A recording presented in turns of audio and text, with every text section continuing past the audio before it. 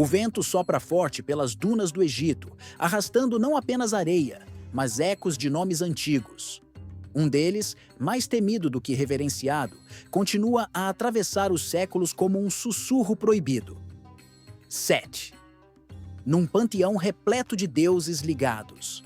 A ordem, a justiça e a fertilidade, Seth é a exceção, o estranho entre os irmãos, o som dissonante na sinfonia da criação.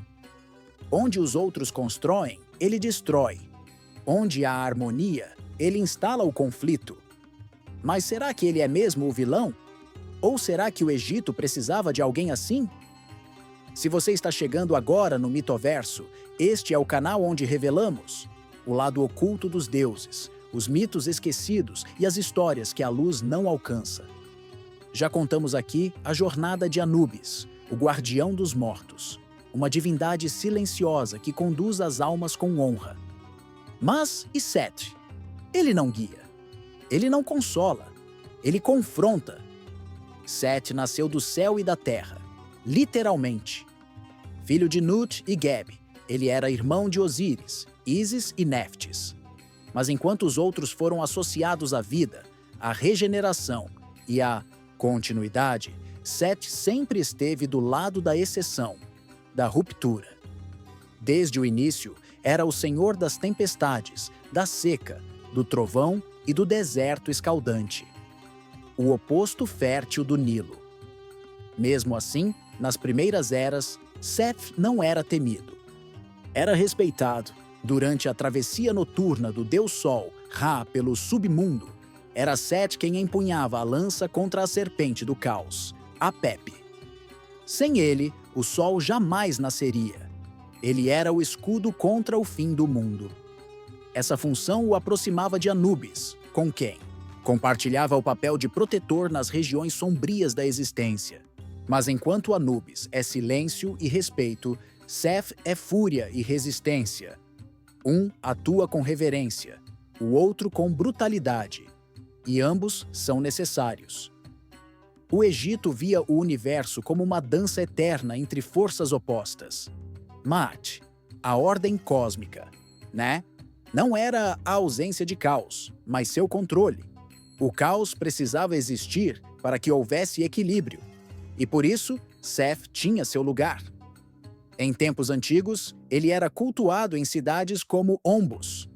Sacerdotes lhe prestavam homenagens, rituais, eram feitos para invocá-lo em batalhas. Alguns faraós, como Sete I, levavam seu nome. Ele era o guerreiro sagrado, um deus necessário quando a força era o último recurso. Mas esse respeito foi se desfazendo quando Sete cruzou uma linha. Osíris, seu irmão, tornou-se o rei do Egito. Um líder justo, amado pelo povo, símbolo de prosperidade. Seth, por outro lado, era temido, incompreendido, cada vez mais isolado. Seu poder era reconhecido, mas não celebrado. Seu lugar era ao lado do trono, nunca sobre ele.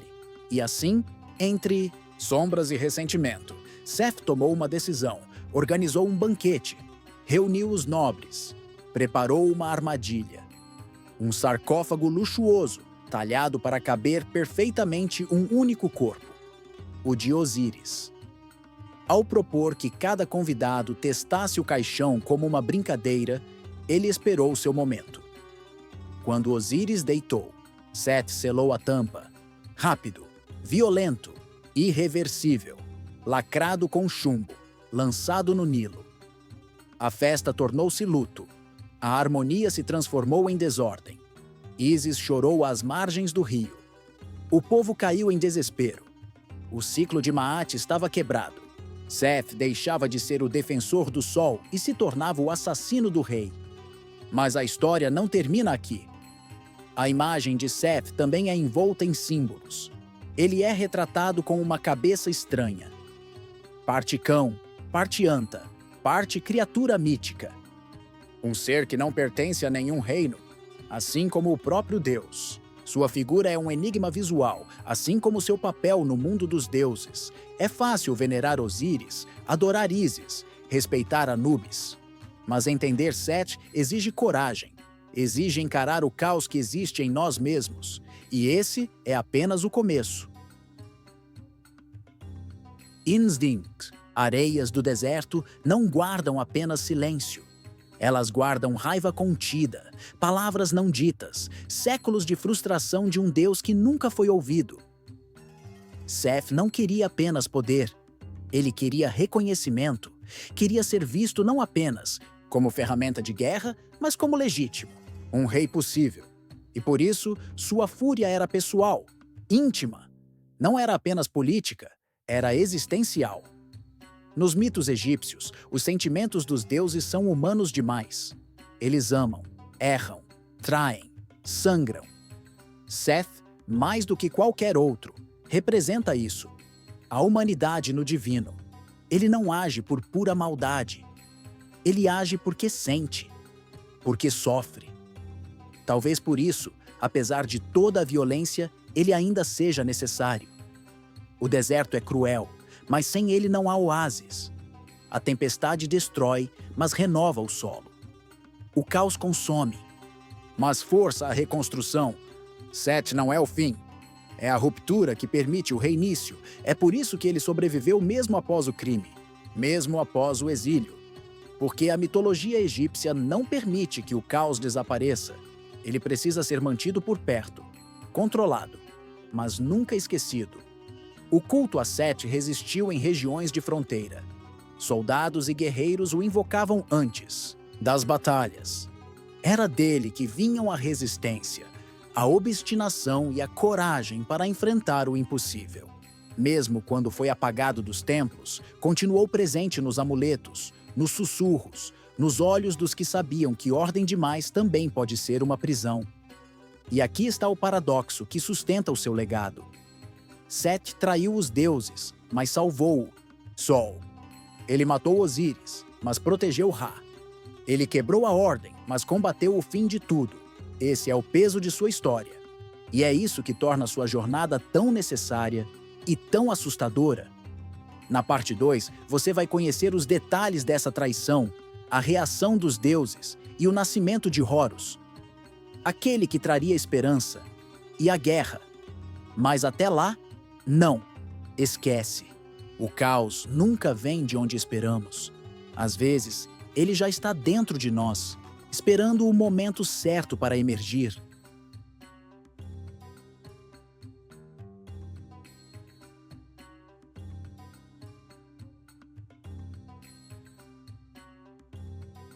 O rio Nilo seguia seu curso, mas o Egito não era mais o mesmo. A morte de Osíris não abalou apenas um trono. Ela feriu o próprio equilíbrio do cosmos. Era como se o mundo tivesse parado de respirar. As colheitas murcharam. O povo se calou. O deserto parecia crescer a cada dia, engolindo lentamente a fertilidade das margens.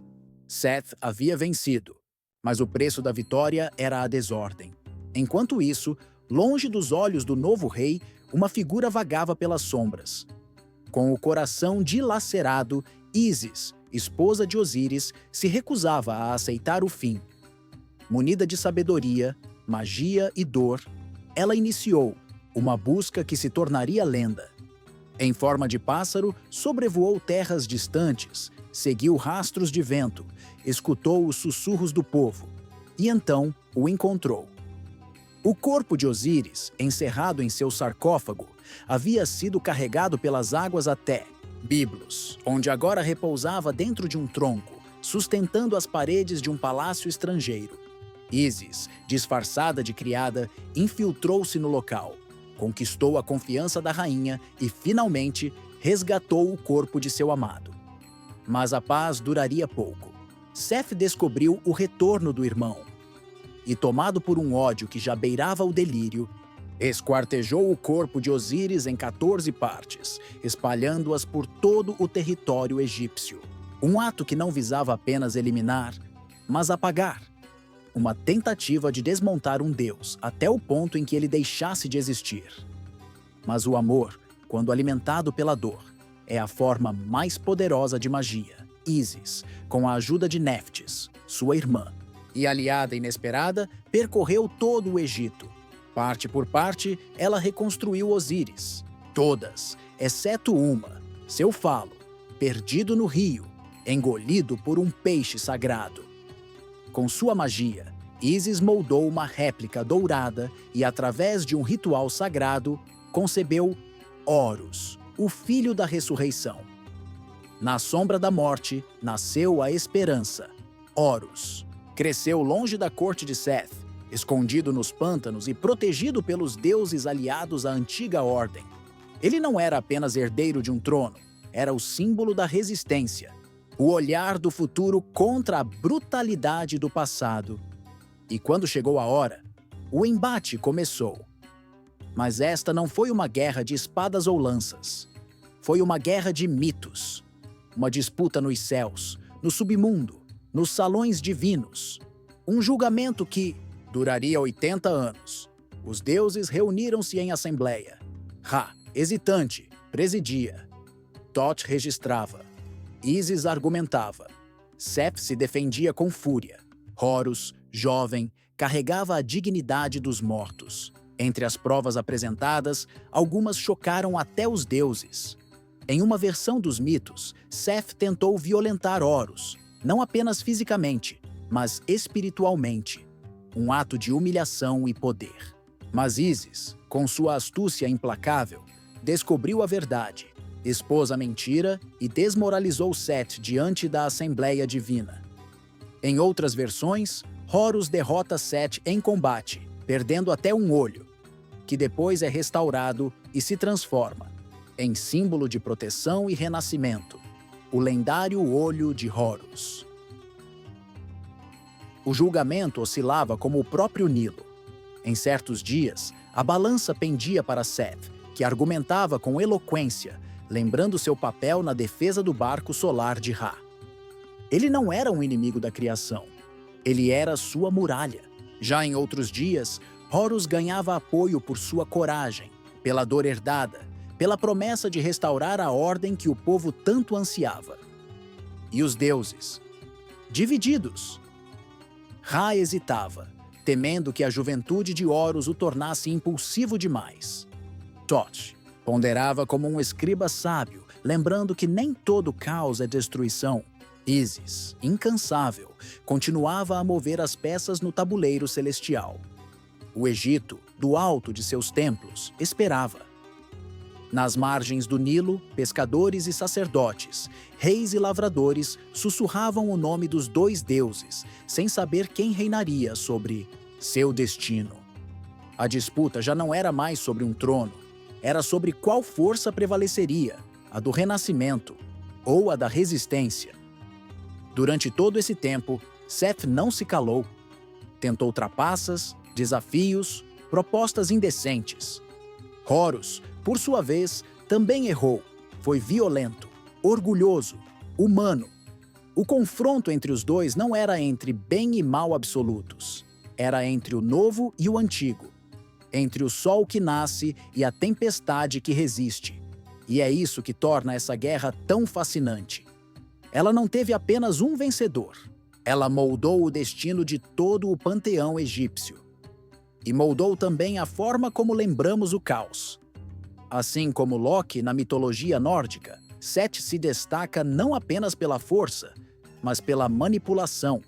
Ele é imprevisível, capaz de ações grandiosas, mas também de atos vergonhosos.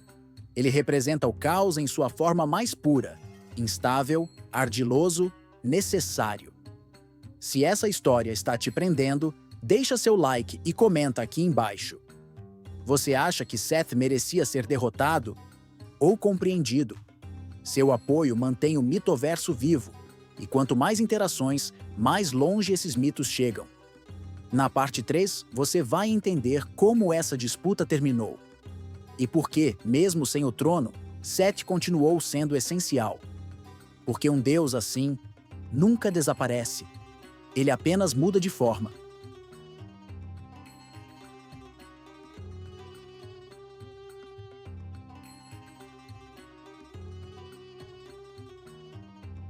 Seth não terminou com sua queda, não se encerrou no exílio.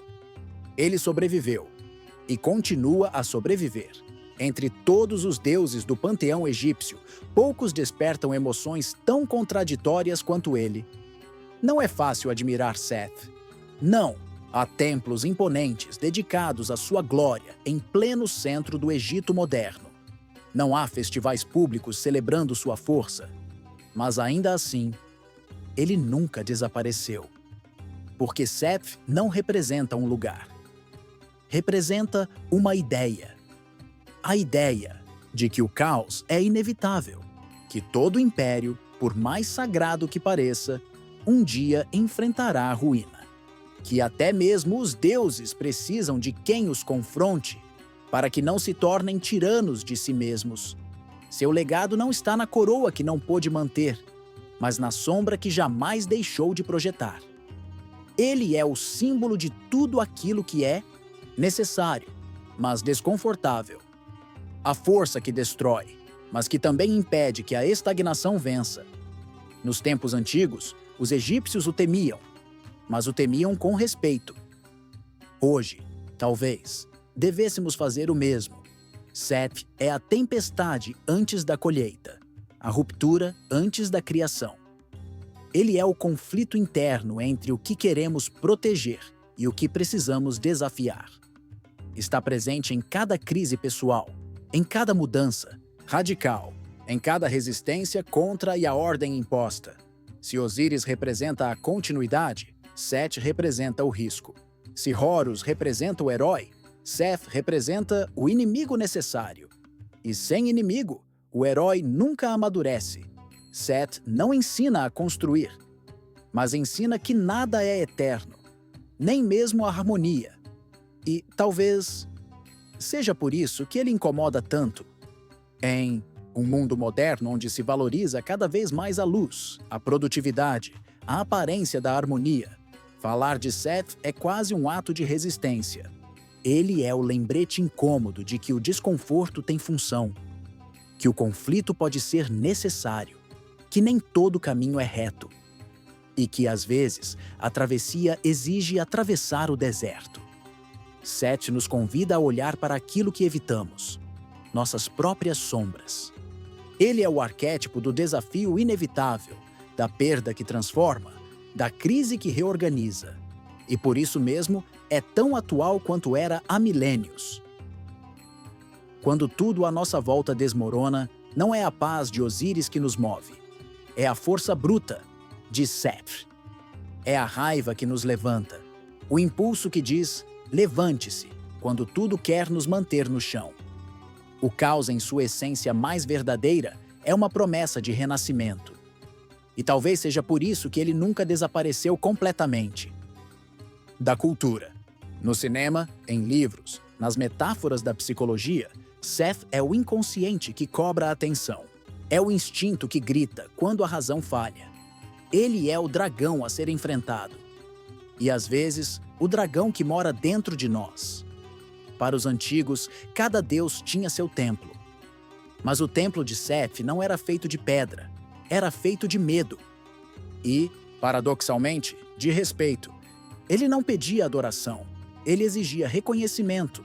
E mesmo quando foi banido, esquecido e transformado em vilão, Seth permaneceu. Porque todo ser humano, em algum ponto da vida, terá que lidar com a perda, com a ruptura, com a dor que ninguém ensina a nomear. E quando isso acontecer, Seth estará lá. Não como salvador, mas como reflexo. Ele não oferece consolo, oferece coragem.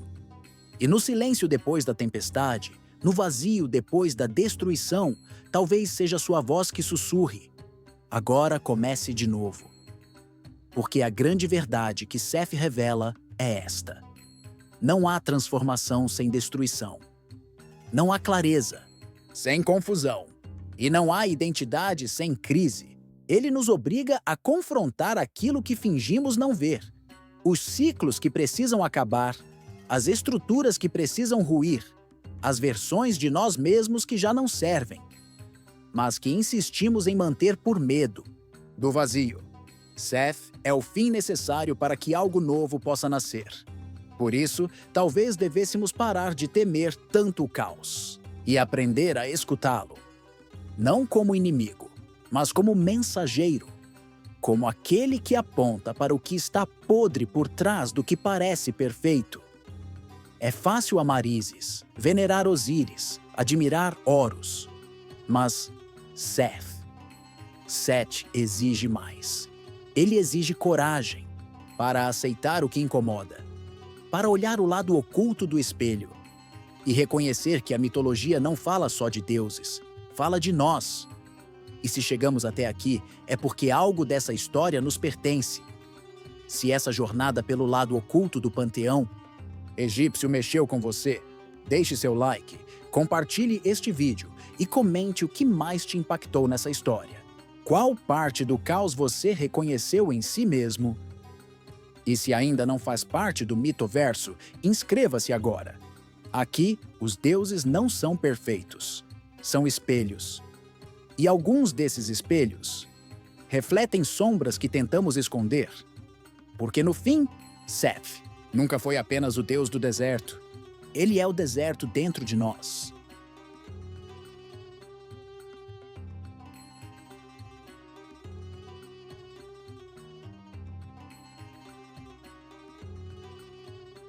O julgamento chegou ao fim. Depois de 80 anos de disputas, traições e batalhas, os deuses chegaram a um veredito. Horus seria o novo rei do Egito. A balança de Maat voltava a te equilibrar. O povo celebrou. O trono foi restaurado.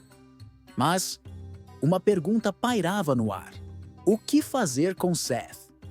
Derrotado, desacreditado e exposto, ele poderia ter sido destruído, apagado das histórias, selado nas profundezas do submundo. Mas não foi isso que aconteceu, porque o Egito sabia: o caos nunca pode ser eliminado, apenas contido. Seth foi exilado. Em algumas versões, ele foi enviado ao deserto eterno, longe do Nilo, das cidades, dos templos. Em outras, recebeu uma nova missão: permanecer no barco solar de Ra, lutando todas as noites contra a serpente Apep, como fizera desde os tempos primordiais. Ele havia sido punido, mas também reintegrado. Essa decisão não foi por misericórdia, foi por necessidade. Seth representava o lado sombrio da criação. E, por mais que se tente ignorá-lo, ele sempre retorna. Afinal, não há amanhecer sem noite, nem ordem sem ameaça. Mesmo sem trono, Seth continuou sendo uma presença real.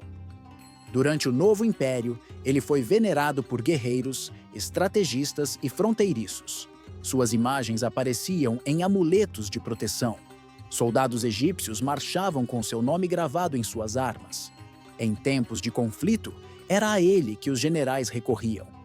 O culto a Seth cresceu em lugares como Ombos e Avaris, regiões afastadas do centro político, mas estrategicamente ligadas a rotas comerciais e conflitos militares. Lá, ele não era visto como vilão, mas como aliado, como aquele que lutava contra o pior tipo de caos, o que vinha de fora. Mas esse vínculo com o estrangeiro selaria seu destino. Durante os períodos de estabilidade, Seth era tolerado, às vezes até celebrado. Mas quando o Egito começou a sofrer invasões, guerras civis e perdas de território, sua imagem mudou. Seth, antes o guerreiro protetor, passou a ser associado aos estrangeiros, os líbios, os Ixos, os asiáticos. Tudo o que vinha de fora e ameaçava a ordem egípcia era lentamente fundido à figura do deus do deserto. Ele deixou de ser um símbolo de força interna e se tornou o rosto do inimigo externo. Sua iconografia começou a ser apagada. Seu nome, raspado dos muros dos templos. Seus sacerdotes dispersos. Nos registros oficiais, Seth foi reduzido à função de vilão, o usurpador, o irmão traidor, o inimigo da vida. Mas nem todo mito morre na pedra. Entre o povo comum, entre guerreiros, mercadores e navegadores, o nome de Seth seguia vivo. Ele era invocado em orações não para trazer a paz, mas para suportar a guerra, para resistir à seca, para desafiar o impossível. Como Morrigan na mitologia celta, Seth passou a ocupar o espaço entre a necessidade e o medo. Morrigan era a deusa da guerra, da morte e da soberania, temida, mas essencial. Seth, da mesma forma, representava a força que ninguém queria, mas que todos precisavam quando o mundo ameaçava desabar. E essa é a função mais profunda dos deuses sombrios.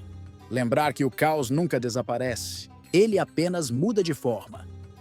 Com o passar dos séculos, Seth passou a ser reinterpretado. Em textos gnósticos, ele é visto como o revelador da verdade oculta. Em tradições esotéricas, é símbolo de transformação. No ocultismo moderno, seu nome aparece como arquétipo da ruptura, daquilo que destrói para abrir espaço ao novo. Hoje, sua imagem ressurge. Filmes, livros e séries redescobrem sua mitologia. E o público moderno começa a enxergar o que os antigos sabiam: que nenhuma história é completa sem seu oposto, que toda luz projeta sombra, e que todo herói precisa de um adversário à altura para se tornar eterno. Se você chegou até aqui, comente. Você acha que Seth deveria voltar a ser venerado como um deus legítimo? Ou seu lugar é mesmo à margem da história? Deixa seu like, compartilha este vídeo e se inscreva no Mitoverso, onde o mito nunca morre. Ele apenas aguarda seu renascimento. Na parte final, vamos refletir sobre o legado eterno de Seth e sobre o que ele ainda tem a ensinar a todos nós.